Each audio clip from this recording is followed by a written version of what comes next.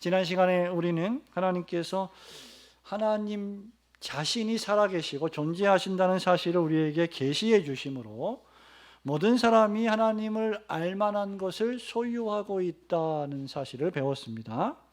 여러분, 그 세 가지가 있는데 하나님을 알만한 것이 우리 안에 있다는 것과 또 우리 밖에 있다는 것을 세 가지로 말씀을 드렸는데, 여러분 혹시 기억나십니까? 무엇과 무엇입니까? 우리 인간 안에 있는 본성의 빛과 하나님이 창조하신 모든 자연 만물에 하나님을 알만한 것이 다 드러나 있다라고 여러분이 지난주에 말씀을 들었습니다. 그리고 뿐만 아니라 하나님께서 직접 말씀하신 성경이 하나님이 계시다는 것을 증거하기 때문에 로마서 1장 19절 20절 말씀처럼 그 어떤 사람도 하나님을 나는 알 수 없다, 모른다, 하나님 없다 라고 핑계할 수 없다는 사실을 우리는 배웠습니다. 하지만 하나님을 대적하여 불순종한 인간의 죄와 타락으로 인해서 사람들은, 여러분들을 포함해서 사람들은 자신의 마음을 억누르고 양심을 속이게 되었고, 그로 말미암아 자연 만물에 나타난 하나님의 영광과 신성을 올바로 읽고 이해하고 해석하지 못하게 되었습니다.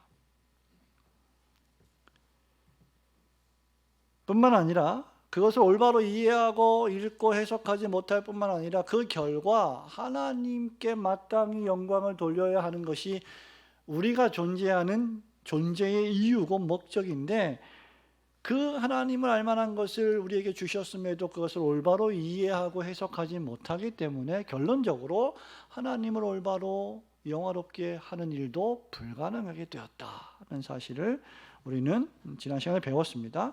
이것을 우리는 조금 어려운 말이지만 전혀 어려운 말이 아닌 일반 계시의 불충분성이다라고 부릅니다. 따라서 하나님께서는 친히 사람에게 말씀하여 주시고 그 말씀을 기록으로 남겨서 우리에게 기록된 활자로 주심으로써 그분 자신을 스스로 우리에게 또다시 계시해 주신 것입니다. 그것이 우리가 가지고 있는 성경이며 우리는 이것을 특별 계시라고 부르기도 합니다. 모든 사람은 이제 성경 계시를 통해서 하나님께서 친히 기록하신 이 성경의 말씀을 통해서 자신 내부에 타락한 이 본성이 얼마나 악하고 불결하고 더러운 것인지, 그리고 자신의 양심이 얼마나 깨끗하지 못한 것인지를 올바로 바라볼 수 있게 되었습니다. 더욱이 자연 만물에 나타난 하나님의 영광과 신성도 하늘의 하나님의 영광을 찬양하고 궁창의 그 손으로 하신 일을 나타내는 것이라고 올바로 이해할 수 있게 되었습니다. 하지만 이조차도 우리가 오전에 배운 말씀처럼 하나님께서 우리에게 선물로 주신 성령님의 역사하심을 통한 믿음으로 말미암아 깨달을 수 있게 된 축복입니다. 아무에게나 이런 은혜를 하나님이 베풀어 주시지 아니하시고 하나님께서 창세전에 택하신 자들에게 이러한 은혜를 베풀어 주셨습니다.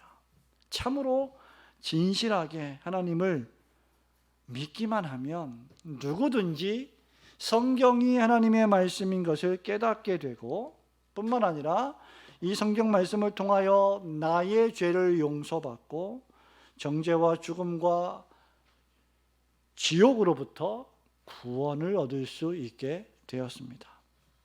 바로 그 구원의 길을 우리에게 이 기껏해야 우리가 70년, 강건하면 80년 산다고 해도 기껏해야 8, 90년, 100년 살다가 죽음에 이르게 되는 우리들을 그 죽음의 정죄로부터 구원하는 그 길을 알려주는 유일한 책이 바로 여러분이 가지고 계신 성경, 하나님의 말씀인 성경이기 때문입니다.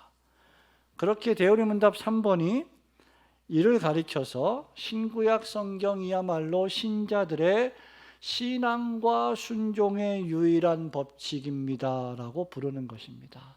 성도 여러분, 우리 이 시간이니까 한번 큰 소리로 따라해 보실까요? 신앙과 순종의 유일한 법칙. 예. 감사합니다. 숫자 얼마 안 되는데 큰 소리로 말씀해 주셔서 목사가 용기가 납니다. 윌리엄슨 박사는 만일 우리가 그리스도인의 신앙을, 여러분이 가지고 있는 신앙, 믿음을 건물로 비유한다면 지금 우리가 오후에 살펴보고 있는 대요리문답 3번을 가리켜서 그 모든 건물의 부분들이 세워지는 기초와도 같다, 이렇게 표현한 바 있습니다. 우리의 신앙이 건물로 세워져 가야 되는데 그 건물로 세워져 가는 기초가 바로 대요리문답 3문과 같다는 겁니다. 즉 신구약 성경은 신자들의 신앙과 뿐만 아니라 순종의 유일한 법칙이라는 말입니다. 말하자면 예수님을 믿는 신자는 그래서 주일마다 아침에 일찍 일어나서 예배를 준비하며 예배당에 나오는 그 신자는 그가 믿고 순종하는 것을 바로 성경이라고 하는 기초 위에 세운다는 겁니다. 우리가 믿어도 성경 기초 위에서 믿고, 우리가 무엇을 순종하려고 하는 행동을 할 때도 성경이라는 기초서 위에서 해야 한다는 겁니다. 이유는 단 한 가지입니다. 성경이야말로 하나님의 말씀이기 때문입니다. 믿으시기를 주님의 이름으로 축원합니다. 오늘은 유명한 디모데후서 이 본문의 말씀과 대요리문답 3번을 통해서 하나님의 말씀인 성경 또는 성경, 하나님의 입으로 나오는 말씀이라는 제목으로 세 가지 요점을 배우기를 원합니다. 첫 번째로 신구약 성경은, 구약과 신약의 성경은 그리스도 예수 안에 있는 믿음으로 말미암아 구원의 일을 가르쳐주는 하나님의 말씀입니다. 구원의 길을 우리에게 교훈해주는 하나님의 말씀이다. 그런데 그 구원의 길이 그리스도 예수 안에 있는 믿음으로 말미암는 길이다라는 말입니다. 15절 말씀을 우리 함께 한 번 더 읽어봅니다. 또 어려서부터 시작. 또 어려서부터 성경을 알았나니 성경은 능히 너로 하여금 그리스도 예수 안에 있는 믿음으로 말미암아 구원에 이르는 지혜가 있게 하느니라. 아멘. 우리가 지난주에 살펴본 것처럼요, 사람의 본성의 빛, 여러분 안에 있는 the light of nature, 이 본성의 빛은 신자건 불신자건 간에 일단 예수님을 알기 전에 하나님의 존재에 대한 막연한 지식, 막연한 인식을 갖게 해 줍니다. 피조된 모든 자연의 만물에는 하나님의 영광과 신성이 밝히 드러나 있습니다. 우리가 그것을 잘 읽지 못해서 그렇지, 사람은요 이 두 가지를 통해서 신이라고 하는 존재가 계시는구나, 어렴풋이 하나님이라는 존재를 더듬어서 추적할 수 있고 알 수도 있을 것입니다. 그러나 이 두 가지는 사람이 얼마나 타락한 죄인인지를 가르쳐 주지는 않습니다. 태양이, 달이, 별과 여러분 강이, 바다가, 산천수목이 당신은 죄인입니다, 당신의 그 본성은 정말 타락했습니다, 가장 부패한 것이 사람의 마음입니다, 이걸 알려주지 않는다는 거죠. 그리고 우리의 본성의 빛도 우리가 얼마나 타락한 존재인지를 분명하게 알려주지 않습니다. 왜냐하면 그 본성의 빛이 부패하고 오염되었고 타락했기 때문이죠. 그래서 우리 스스로는 우리가 대단히 똑똑하고 잘나고 거룩하고 꽤 괜찮은 존재로 생각을 하게 됩니다. 본성의 빛과 자연 만물은 사람이 왜 태어나자마자 죽게 되었고 죽어가고 있으며 죽음에 이르게 되는지, 그리고 그 죽음으로부터 어떻게 하면 구원을 얻을 수 있는지 그 길을, 방법을 알려주지 않습니다. 아니, 그것을 우리에게 알려준다 할지라도 사람이 저지른 불신앙과 불순종의 죄로 말미암아 사람은 자신이 죄인인지조차 깨닫지 못하고 자연 만물을 올바로 해석할 수조차 못할 것입니다. 그렇기에 그것을 모두 다 알려주는 계시가 있는데 그것이 바로 성경이라는 말입니다. 그래서 우리는 성경이 하나님의 말씀입니다라고 말하는 것을 주저하거나 부끄러워해서는 안 됩니다. 신자라면 말이죠. 우리는 성경을 이런 의미에서 계시라고 부르는데, 이유는 하나님께서 그분 자신과 그리고 자연 만물과 그분이 창조하신 사람이라고 하는 존재의 근원과 그 목적을 우리에게 알려주시기 때문입니다. 바울이요 14절에 보세요. 우리가 읽지 않았습니다마는 사도 바울이 디모데에게 주는 편지가 디모데후서 전서 아닙니까? 3장 14절에 보면 뭐라고 말합니까? 너는 어떻게 해요? 목사님, 교회에 와가지고 은혜만 받으면 되지 뭘 자꾸 배워야 됩니까? 여러분, 성경에 바울이 배우라고 했어요. 확신하라고 했습니다. 여러분, 우리가 확신하려면 배우지 않고 확신할 수 없습니다. 너는 배우고 확신한 일에 거하라. 계속해서 배우고 계속해서 확신하라고 우리에게 명령을 하고 있습니다. 그런데 그 이유가 뭐냐면 13절이에요. 악한 사람들과 속이는 자들은 어떻게 해요? 계속 더 악해지고 더 속이고 또 지들도 속이면서 속기도 하고 속임을 당하기도 한다 이 말이에요. 그 다음에 하는 말이 그러나 너는이에요. 그러나 너는. 세상 사람들이 죄 때문에 다 속이기도 하고 속기도 하는데 그러나 너는 왜 그러나 너는이에요? 그리스도인이기 때문에, 하나님의 백성이기 때문에 하는 말입니다. 너는 디모데 너는 믿음으로 말미암아 성경을 배우게 되었으니까 그 성경을 더욱 배우고 확신하라는 바울의 권면입니다. 그 이유가 무엇일까요? 15절에 보니까 이 성경은 디모데로 하여금 그리스도 예수 안에 있는 믿음으로 말미암아 구원에 이르는 지혜를 제공한다는 사실을 깨닫게 하기 때문입니다. 디모데가 어머니 할머니로부터 성경을 읽고 성경을 배우고 계속해서 평생 동안 성경을 들었을 때 이 성경을 통해서 예수님을 믿는 믿음으로 말미암아 내가 구원을 받는구나라는 사실을 깨닫게 되었다는 것이죠.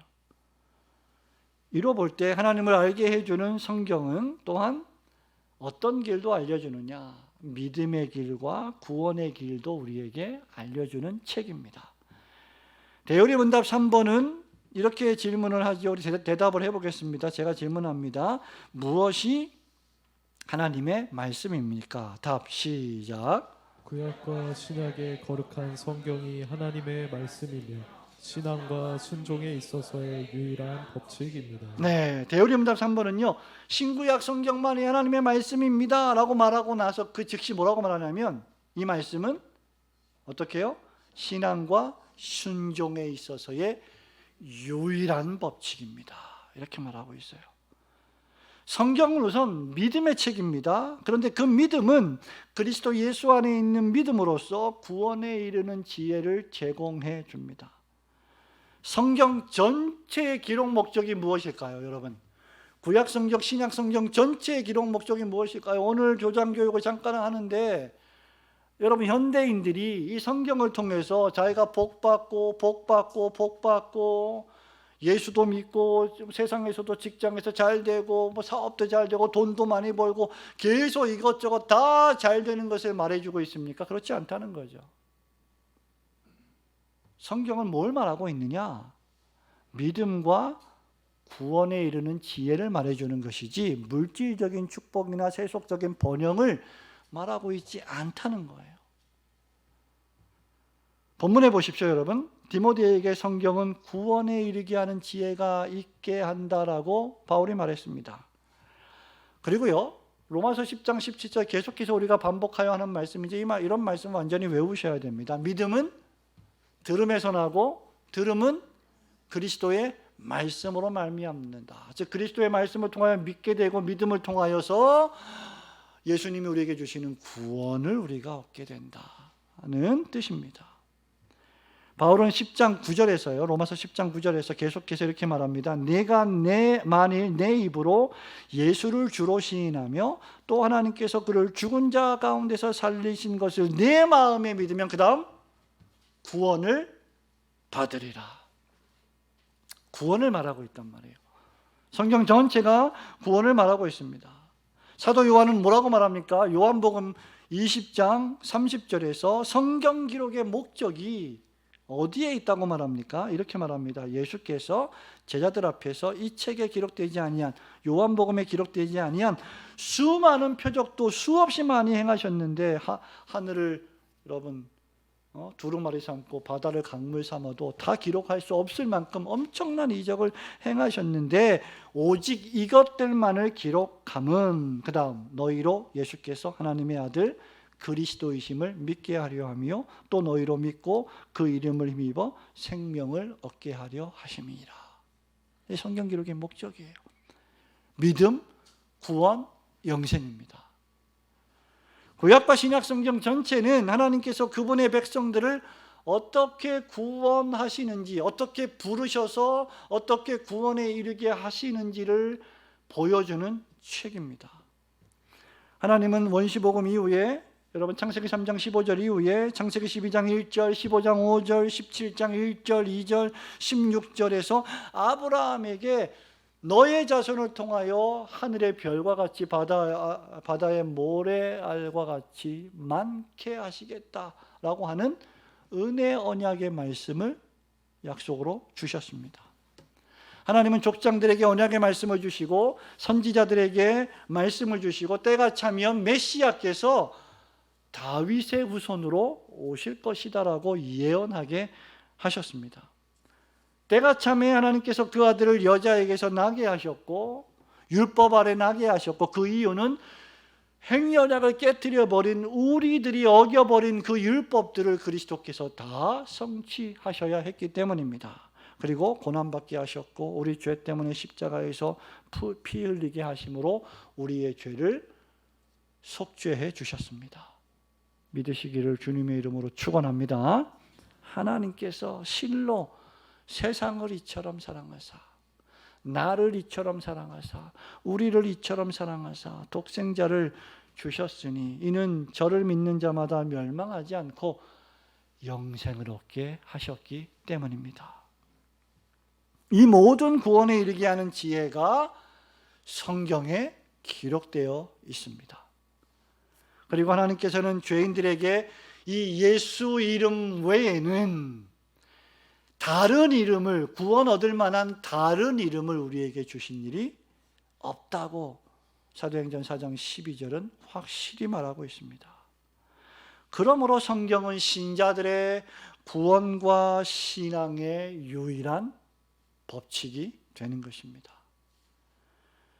기록된 하나님 말씀의 방대함과 그 하나님 말씀의 오류가 없음과 그 문체의 고상함과 그 신구약 성경 66권의 주제의 완벽한 일치에 견줄 만한 이 세상의 다른 책은 단 하나도 존재하지 않습니다. 하나님께 바르게 영광을 돌리며 그 하나님을 온전히 영원토록 즐거워하는 가장 최고의 방법은 성경이 여러분들에게 밝히 계시하여 알려주시는 예수 그리스도를 믿는 믿음 안에서 구원에 이르는 지혜를 찾는 것입니다. 그것이 우리의 행복입니다.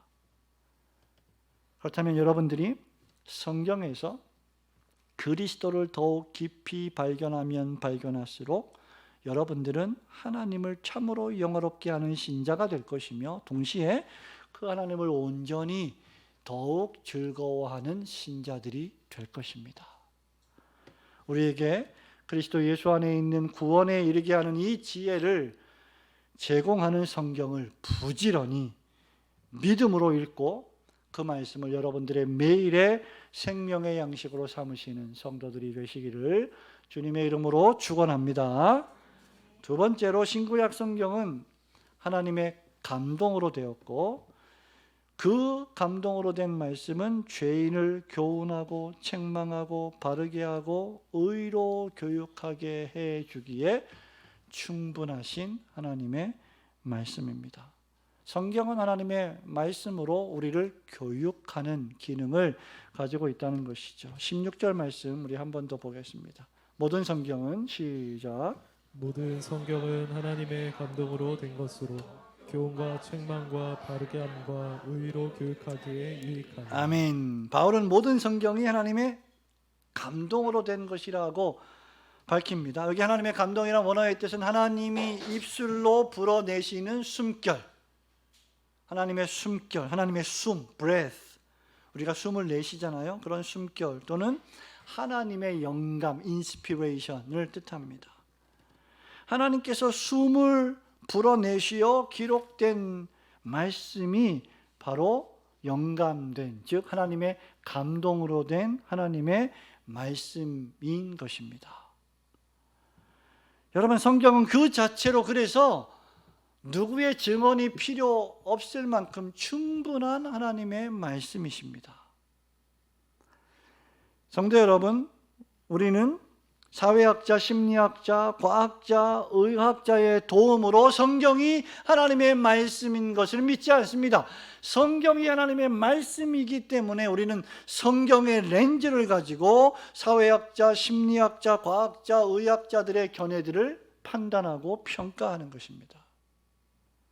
과학자가 이렇게 말했기 때문에 성경이 정말 하나님의 말씀이구나가 아니라 성경이 이렇게 말씀하고 있기 때문에 과학자들이 그 성경의 증언들을 뒷받침하는 조사를 하는 것입니다.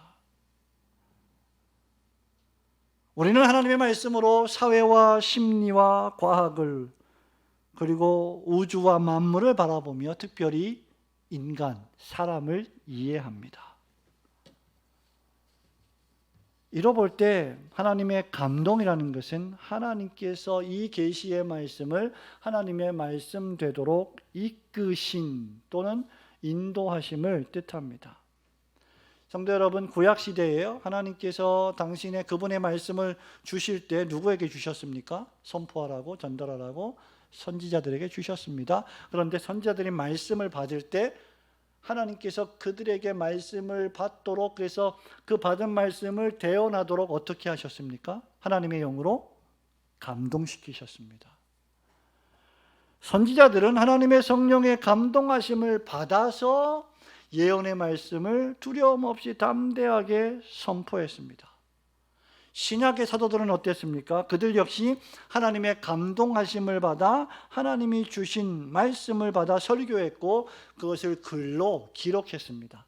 사도 베드로가 얼마나 나약한 사람이었어요. 여러분, 사도 베드로가 얼마나 대단히 강한 강성의 사람이었습니까? 그런데 그런 그가 예수님을 3번이나 부인했습니다. 의기소침했습니다. 그는 더 이상 제자의 자격이 없는 것으로 생각을 했습니다.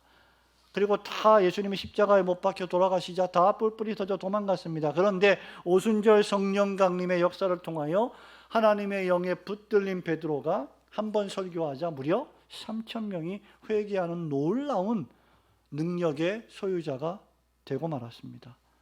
그것이 하나님의 성령께서 하시는 일입니다. 베드로는 이를 예언의 말씀이라고 부르면서 베드로 후서 1장 19절부터 이렇게 말을 해요. 또 우리에게는 더 확실한 예언이 있어 어두운 데를 비추는 등불과 같으니 날이 새어 샛별이 너희 마음에 떠오르기까지 너희가 이것을 주의하는 것이 옳으니라. 먼저 알 것은 성경의 모든 예언은 사사로이 풀 것이 아니니 예언은 언제든지 사람의 뜻으로 낸 것이 아니요. 그 다음 오직 성령의 감동하심을 받은 사람들이 하나님께 받아 말한 것입니다.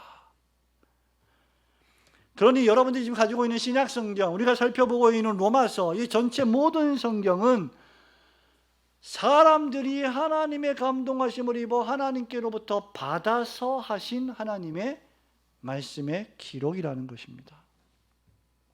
사무엘상 16장 13절에 보면, 또 마태복음 22장 43절에 보면 다윗 왕조차 여호와 하나님의 영에 감동되어 그리스도를, 오실 그리스도를 주님이라고 칭하며 경배했습니다. 창세기 41장에 보면 바로 왕은 요셉과 같이 하나님의 영에 감동된 사람들을 두루 찾아서 요직에 앉히기를 원했습니다. 그 당시에 하나님의 성령에 감동된 사람들이 많이 있었다는 말입니다.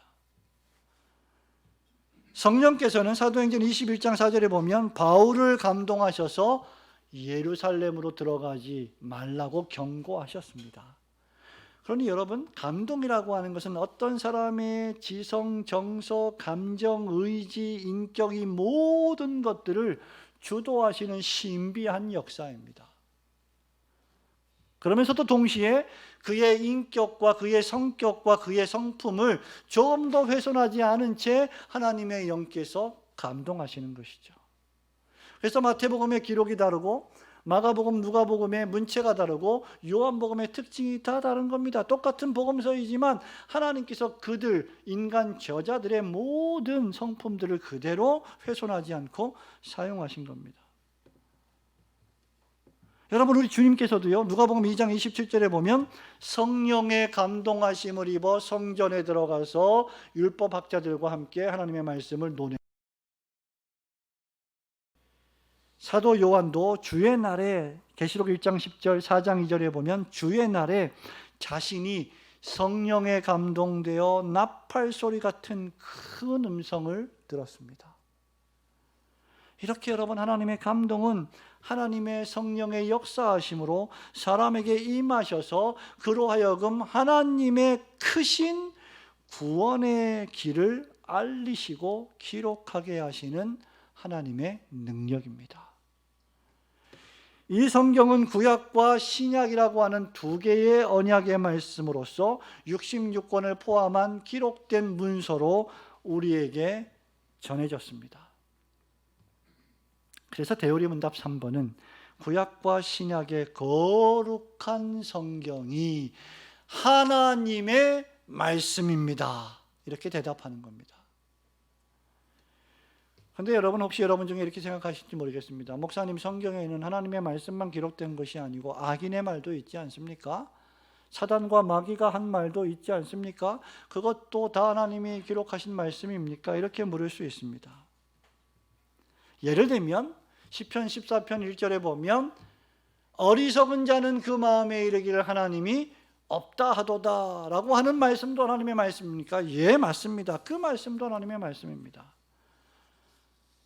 어리석은 자는 그 마음에 이르기를 하나님이 없다 하는도다. 그들은 부패하고 그 행실이 가증하니 선을 행하는 자가 없도다 라고 말하므로 시인은 지금 하나님이 없다고 하는 어리석은 자의 부패한 행실을 드러나기 위해서 그의 말을 인용하고 사용하는 것입니다. 하나님께서 그렇게 하도록 하신 것이죠. 그러므로 성경에서 사단이나 악인의 말을 인용하여 기록할 때도 역시 마찬가지입니다. 하나님은 우리에게 구원과 행위의 유일무이한 법칙으로서의 교훈을 주시기 위해서 때때로 악인들의 말도 사단의 말도 인용하여 기록하시는 것입니다. 그것을 허락하심으로 모든 말씀 전체가 영감된 하나님의 말씀으로 기록되게 하셨습니다. 그러므로 우리는 어리석게 어떤 성경의 한 단어나 한 문장을 그 전체에서 빼내서 떼어내서 앞뒤 문맥에서 분리해서 해석해서는 안 될 것입니다. 그리고 아마 여러분들 중에는 이 신약 성경에서 빨간색으로 된 말씀들을 발견할 수가 있을 텐데 주로 예수님이 하신 말씀을 좀 더 강조하기 위해서 붉은색으로 인쇄한 성경책들을 보게 되실 것입니다. 역시 우리가 그 말씀들을 읽을 때 이 붉은색으로 된 예수님의 말씀만이 예수님의 말씀, 하나님의 말씀이고 나머지 말씀들은 하나님의 말씀이 아니라고 생각해서도 안 됩니다. 중요한 것은 이 말씀의 기록 목적이 무엇이냐는 것이죠. 바울은 교훈과 책망과 바르게 함과 의로 교육하기에 유익하다라고 말합니다. 만일 여러분 성경이, 신구약 성경이 하나님의 입으로 하신, 하나님의 숨을 내셔서 그 생명으로 하신 영감된 말씀이라면 그 하나님의 말씀은 그 자체로 우리에게 신적 교훈의 권위 있는 말씀이 됩니다.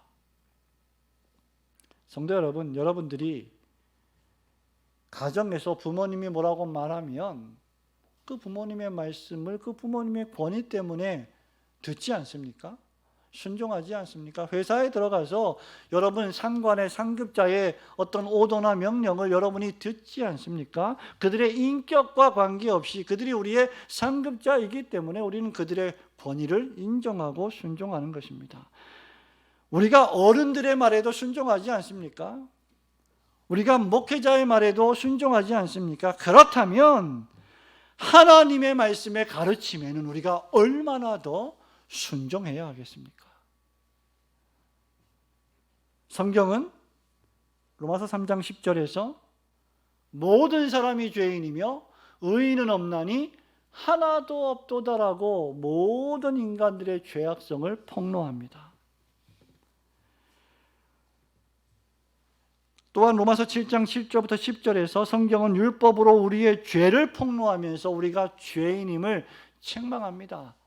바리새인들은, 율법사들은 우리가 살인을 저지르지 않았습니다, 우리가 간음하지 않았습니다, 그러므로 우리는 거룩하고 우리는 의인입니다라고 주장했지만, 우리 예수님은 너희들이 마음으로 형제에게 라가라 욕한다면, 나쁜 놈이라고 욕한다면 그것 자체가 벌써 살인한 것이다.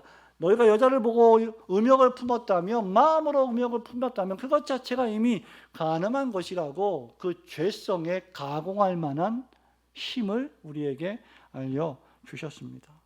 그러므로 성경은 우리가 얼마나 죄인인지를, 그러면서도 우리가 죄인이 아니라고 얼마나 교만하게 말하는지를 폭로해 준다는 것입니다. 동시에 주의 말씀은 우리 발의 등이요 우리 길에 빛을 비추어 주셔서 우리를 바른 길로 인도합니다. 시편 119편 128절에서 주의 법도들은 바르게 여길 때, 우리가 주의 법도들을 바르게 여길 때 모든 거짓 행위를 미워하게 된다라고 시인이 노래하고 있습니다. 결국 하나님의 계명의 모든 말씀들은 갈라디아서 3장 24절에 따르면 우리를 의로우신 그리스도께로 인도해서 그리스도의 의를 배우도록 우리를 가르쳐 줍니다.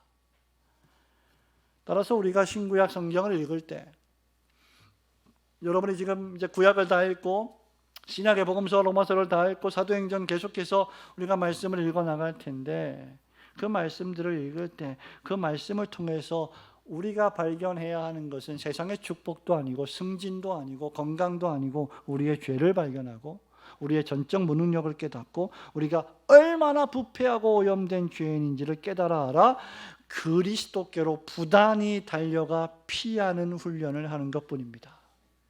그것이 우리가 하나님의 말씀인 성경을 대해야 하는 바른 태도입니다.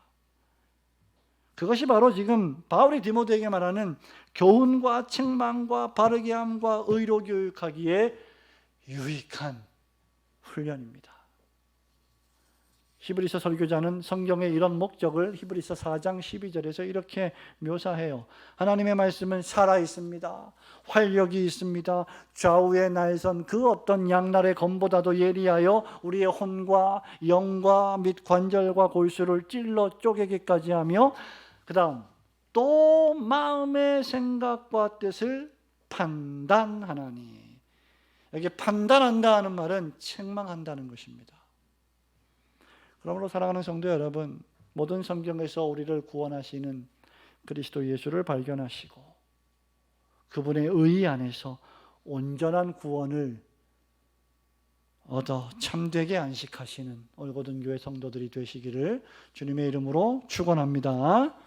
마지막으로 신구약 성경은 하나님의 사람으로 선을 행할 능력을 구비시켜 주는, 반드시 순종해야 하는 하나님의 말씀입니다. 우리를 온전하게 만드는 말씀이기 때문에 그 말씀에 순종해야 될 하나님 말씀입니다. 17절 말씀을 함께 읽겠습니다.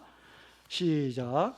이는 하나님의 사람으로 온전하게 하며 모든 선한 일을 행할 능력을 갖추게 하려 함이라. 아멘. 성경은 영감된 하나님의 말씀으로 신자를 하나님의 사람으로 온전하게 만들고 모든 선한 일을 행할 능력을 갖추게 해 줍니다. 여기 온전하게 만든다라고 하는 이 원어의 뜻은 알맞게 해준다, 적절하게 해준다, 또는 구비시켜준다, 즉 준비시켜준다. 어떤 군인이 전쟁에 나가야 되는데 전쟁에 나갈 만한 상태로 구비시켜준다, 그 뜻입니다. 어떤 운동선수가 어떤 큰 대회에 나가기 전에 그 대회에 나갈 만한 몸의 상태를 만들어준다, 그런 뜻입니다. 그리고 능력을 갖추게 한다는 말씀의 뜻은 훈련을 통하여 역시 준비시키며 구비시켜준다. 그래서 완성에 이르게 해준다, 그런 뜻을 가지고 있습니다. 그렇게 성경은 신자에게 있어서 단순히 신앙의 말씀만이 아니고요, 믿음의 말씀만이 아니고 그 다음 순종의 말씀이 되는 겁니다. 여러분, 이런 사람들이 많습니다. 예수님을 믿는 사람들은 많습니다. 그러나 자기 십자가를 지고 자기를 부인하고 예수님을 따르는 사람들은 많지 않습니다.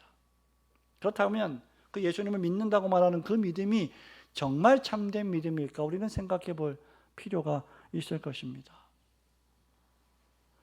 대요리문답 3번은 무엇이 하나님의 말씀입니까? 라고 묻고는 구약과 신약의 거룩한 성경이 하나님의 말씀이라고 말하는데, 그 말씀을 가리켜서 신앙과 순종에 있어서의 유일한 법칙입니다, 이렇게 말하고 있어요.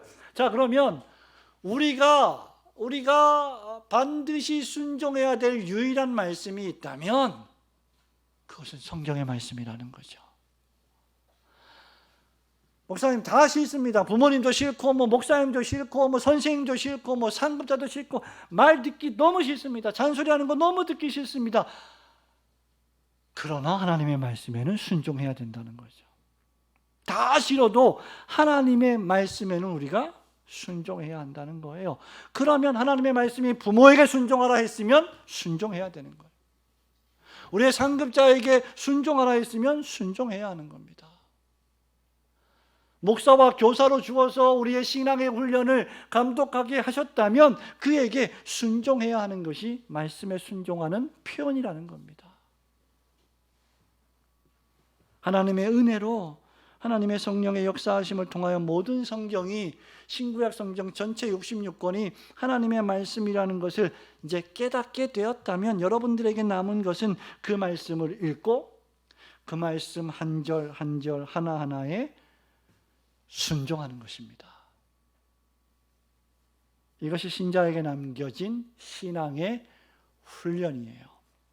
바울이 디모데에게 쓴 이전 편지에서 이렇게 권면합니다. 여러분, 이런 훈련이 만약에 없었다면 바울이 이런 말을 안 했을 거예요. 디모데전서 6장 11절. 우리 여러분 찾아보실까요? 좀 움직여서 찾아보겠습니다. 디모데전서 6장 바로 앞에 몇 장입니다. 11절 12절. 오직 너 하나님의 사람아, 맞죠? 네? 네, 같이 읽어보겠습니다. 시작. 오직 너 하나님의 사람아, 이것들을 피하고 의와 경건과 믿음과 사랑과 인내와 온유를 따르며 믿음의 선한 싸움을 싸우라. 영생을 취하라. 이를 위하여 내가 부르심을 받았고 많은 증인 앞에서 선한 증언을 하였도다. 믿음의 선한 싸움을 싸우라. 영생을 취하라. 이 전부 뭡니까? 이게 말씀에 대한 순종이에요. 경건, 믿음, 사랑, 인내, 온유하려면 말씀에 순종해야 합니다. 이 일을 위해서 하나님은 바울을 통하여 디모데를 훈련하도록 섭리하신 겁니다. 그래서 신약의 교회를 계속해서 이어가는 구속사의 섭리를 하신 것이죠. 여러분, 이 일을 위해서 하나님은 교회에 목사와 교사를 직분자로 주셔서 성도들을 훈련하게 하신 겁니다. 바울이 에베소 교회에 편지하면서 하나님이 교회에 목사와 교사를 주셨는데 그 이유와 목적을 에베소서 4장 12절 13절에서 이렇게 말합니다. 이는 성도를 온전하게 하여, 성도를 구비시켜서, 성도를 훈련시켜서, 성도들을 완전하게 해서, 그 다음 뭐라고 말합니까? 봉사의 일을 하게 하며 그리스도의 몸을 세우려 하심이라. 우리가 다 하나님의 아들을 믿는 것과 아는 일에 하나가 되어 온전한 사람을 이루어 그리스도의 장성한 분량에 충만한 데까지 이르리니. 여기 온전한 사람이 두 번이나 반복되어 있어요. 그러면 교회에 나와 신앙생활하는 우리의 신앙의 삶은 우리가 단순히 믿고 복받기 위한 것이 아니라 믿고 복을 받았으니 온전한 사람으로 훈련을 받는 게 포함되어 있다는 말이죠. 하나님께서 가이사랴의 백부장 고넬료를 천사들을 통하여 직접 하나님이 가르치실 수도 있으셨습니다. 그런데 하나님은 사도 베드로를 청하여 그를 통해 하나님 말씀을 배우게 하셨습니다. 이게 하나님의 방식이에요. 사도행전 10장 33절에 고넬료가 이렇게 말합니다. 내가 곧 당신에게 사람을 보내었는데 오셨으니 잘하였나이다. 이제 우리는 주께서 당신에게 명하신 모든 것을 듣고자 하여 다 하나님 앞에 있나이다. 고넬료가 베드로를 청해서 베드로를 통해 하나님 말씀을 듣기를 원하는데 지금 뭐라고 말해요? 우리가 다 하나님 앞에 있나이다.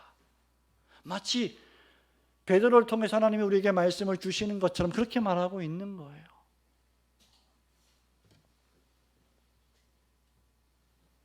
이것이 바울이 에베소 교회 교인들에게 말한 너희는 사도들과 선지자들의 터 위에 세우심을 입은 자라는 말씀의 의미입니다. 신자들에게 있어서 성경은 신앙과 순종의 법칙입니다. 신앙과 순종의 표준은 선지자와 사도들을 통해 말씀하신 오직 성경입니다. 성경 말씀은 여러분들이 매일매일 1장, 2장, 1장, 2장, 3장, 4장을 읽으면서 마음의 위로를 얻는 것이 아니라 그뿐만 아니라 그 말씀에 순종하기 위해 읽는 것입니다. 참된 선행이란 무엇일까요? 그것은 오직 하나님이 하신 말씀만 참된 선행이고 그 말씀에 따라 행하는 것이 참된 선행입니다. 왜냐하면 사람의 양심조차 우리의 양심조차 믿음과 순종의 규칙이나 표준이 되지 못하기 때문입니다. 왜? 우리 양심이 부패했고 오염되었고 심지어 어떤 양심은 화인 맞았기 때문입니다. 타락한 사람의 양심은 각자 자신이 개인적으로 믿는 그 자신의 개인적인 인간적인 신념과 믿음과 일치할 뿐이기 때문입니다. 예를 들어서 여러분 미국에 가시면 북미가 있고 남미가 있습니다. 제가 유심히 인류학을 공부해 보니까 또 문화선교학을 공부해 보니까 남미 사람들과 북미 사람들은 엄청난 차이가 있습니다. 북미 사람들은 법과 원칙을 아주 철저하게 지키는 사람들입니다. 그래서 차가 한 대도 지나가지 않는다 할지라도 밤이건 낮이건 차가 한 대도 지나가지 않는다 할지라도 횡단보도 신호등이 붉은색이면 절대로 안 건넙니다. 물론 안 그런 사람도 있어요. 일반적으로 그렇다는 거죠. 그런데 남미 사람들은요, 그런 북미 사람들의 행동들을 불합리하고 어리석으며 시간 낭비라고 생각합니다. 차가 한 대도 없는데 빨간색이라고 가만히 서 있는 건 내 시간을 낭비하는 것이라는 거죠. 지나갑니다. 마음대로 지나갑니다. 물론 우리가 동남아시아에 가면 신호와 상관없이 온갖 차들이 다 동서남북에서 왔다 갔다 하는 것도 보게 됩니다. 사람이 만든 법에 인간적인 신념이 추가되어서 행동하는 것이죠. 또 여러분 어떤 사람들은 아프거나 병에 걸리면 즉시 병원에 가서 진료를 받고 치료를 받는 것을 주저하지 않습니다.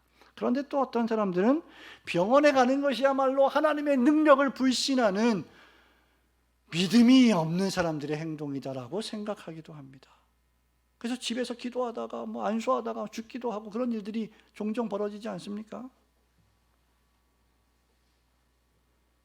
이런 경우에 그의 행동을 지배하는 것은 말씀이 아니라 양심입니다. 본성입니다. 부패한 사람의 양심은, 본성은 온전하지 못하며 무엇이 신앙과 순종의 참된 규칙인지를 결정하지 못합니다. 오직 여러분들의 신앙과 여러분들의 행동의 순종의 유일한 규범은 신약과 구약의 전체 성경인 말씀뿐입니다.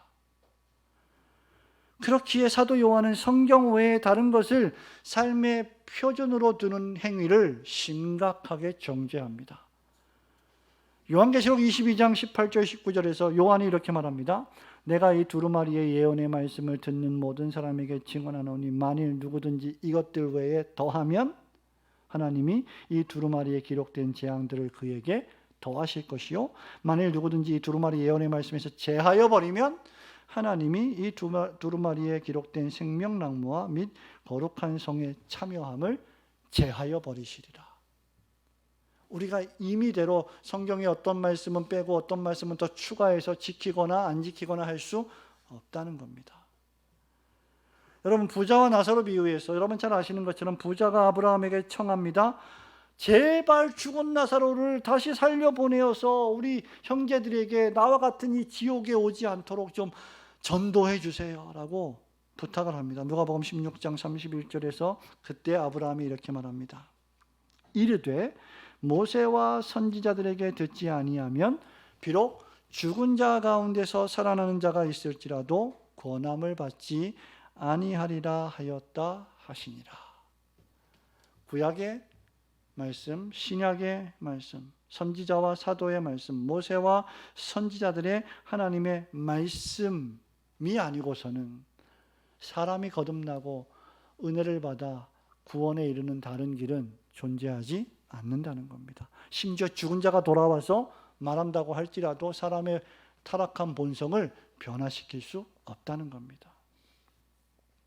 하나님의 말씀 외에 그 어떤 사람의 양심도 기적도 역사의 전통도 그 어떤 교회의 오래된 관습도 우리 신앙과 순종의 유일한 규칙이 될 수 없습니다.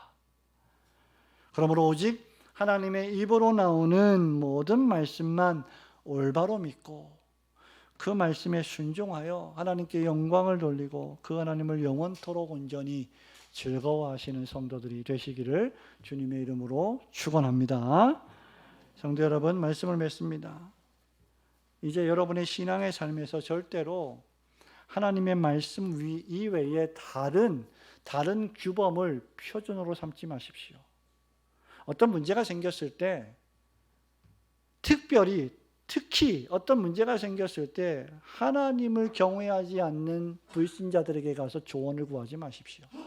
그들은 기껏해야 세속의 방식을 조언해 줄 수 있을 뿐입니다. 하나님의 말씀은 우리의 영혼과 우리의 육체가 사는 생명의 길을 조언해 줄 것입니다. 여러분의 양심조차 하나님 앞에 내세우지 마십시오. 여러분의 신념도 참된 믿음과 순종의 규칙이 될 수 없습니다. 왜냐하면 마태복음 6장 24절이 말하고 있는 바처럼 한 사람이 두 주인을 섬길 수 없기 때문입니다.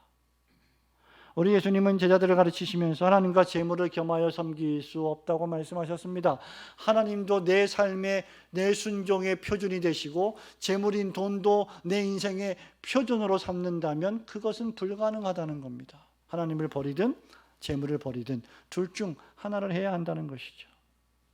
최종 권위는 오직 하나뿐입니다. 어떤 일에 있어서 두 개의 권위는 존재하지 않습니다. 우리 신자의 삶의 모든 부분에 있어서 우리가 따라야 할 유일한 권위와 표준과 규범은 오직 성경뿐입니다. 성경은 우리가 죄인인 것을 깨달아 알게 하고 우리를 그리스도에게로 인도하여 여러분들을 구원에 이르게 하는 지혜를 주는 하나님의 말씀입니다. 성경은 천지와 만물의 창조주 하나님께서 여러분에게 친히 주신 말씀이며 우리 신앙과 순종에 있어서 마땅히 따라야 할 유일한 규범이요 법칙입니다. 그러므로 부지런히 하나님의 말씀인 생명의 말씀을 읽으십시오. 그리고 부지런히 그 규범의 말씀에 순종하고 따르십시오. 그리하면 그 진리의 말씀이 여러분을 자유케 할 것이며 그 진리의 말씀이 여러분의 발의 등불이요 여러분의 길에 인생의 길에 빛을 비추어 주실 것입니다. 여러분의 삶 속에서 매일 살아있는 이 하나님의 말씀의 능력을 경험하시고 그 말씀 따라 고되지만 매일매일 꿋꿋하게 믿음으로 살아가시는 복된 성도들이 되시기를 주님의 이름으로 축원합니다. 아멘.